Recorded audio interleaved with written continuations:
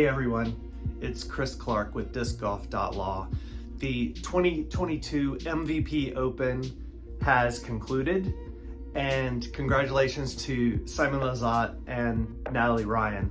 I'm curious now to see the PDGA swing into action and enforce their new community guidelines, because like many of you, I spent some time on social media after the end of the FPO round at MVP. While I would say there was a good amount of positive congratulations messages to Natalie, frankly, they were outweighed by the clowns out there intentionally misgendering Natalie and using these same old tired gender-related, not funny jokes that we've been seeing for the past year or more. I just wanted to say two things. Number one, PDGA, it's your time to shine. You have developed these community guidelines that, by my reading of them, are intended to establish some pretty serious consequences for people who are in PDGA spaces, both physical and online, and who misgender individuals who are participating in disc golf. And so there was no shortage of that type of behavior that I have seen in just the few days since the tournament ended. And so I imagine the ban hammer must be about to fall, and we're just going to see people getting banned from the PDGA left and right, according to their new community guidelines that they released.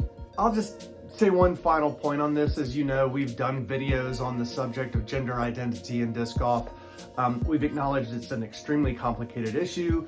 We are lawyers, we are not doctors or gender identity experts, and we're trying to leave the most complicated and challenging parts of developing a policy to the experts. But there's one thing that I know for sure, and that is that personally attacking anyone and intentionally misgendering anyone, that is unacceptable behavior.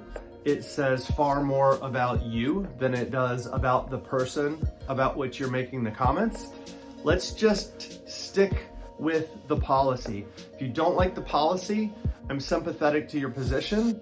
Let's figure out a way to work together to make the policy better. I happen to know there are things going on behind the scenes. Most of you guys know this too. I mean, how could there not be with such a hot topic like this?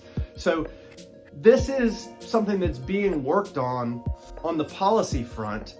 I would just urge those of you who think that it's clever or funny to take easy insults at someone, consider toning it down, use some of that energy to work towards making our sport better in so many ways, and not a place where people are insulted and attacked.